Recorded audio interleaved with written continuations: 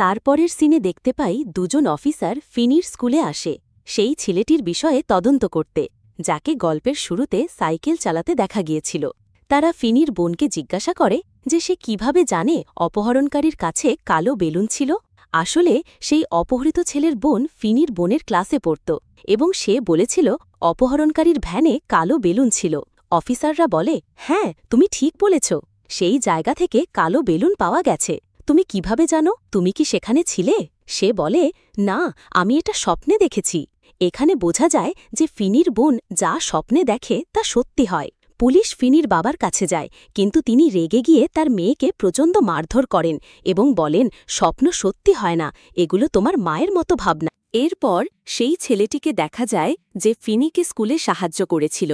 সে যখন স্কুল থেকে যাচ্ছিল সেই কালো ভ্যানটি তার সামনে আসে এবং অপহরণকারী তাকে তুলে নিয়ে যায়। এরপর আবার ফিনিকে স্কুলে ছেলেরা বিরক্ত করতে থাকে, কিন্তু তার বোন এসে তাকে রক্ষা করে। সেই দিন ফিনি বাড়ি ফেরার পথে সেই কালো ভ্যান দেখতে পায়। একজন লোক ভ্যানের নিচ থেকে কিছু তুলছিল এবং সে ফিনির সাহায্য চায়। সাহায্য করার সময় ফিনি ভ্যানের ভিতর কালো বেলুন দেখতে পায়। তারপর ফিনি যখন বেলুনগুলো দেখতে যায় তখন সেই লোকটি ফিনিকে সেই বেলুনের সাহায্যে অজ্ঞান করে ফেলে এবং তাকে ভ্যানে তোলে। জ্ঞান ফিরে পেয়ে ফিনি নিজেকে একটি অন্ধকার ঘরে আবিষ্কার করে। ঘরটি শব্দ প্রতিরোধক ছিল, চিৎকার করে লাভ নেই।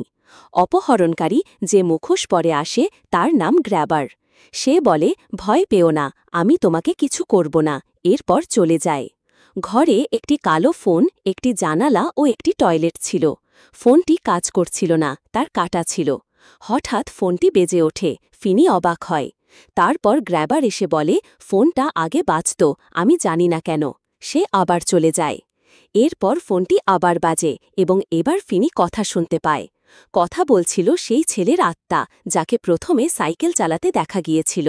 সে বলে, মেঝেতে একটি টাইল আছে, সেটা তুলে গর্ত খুঁড়ো।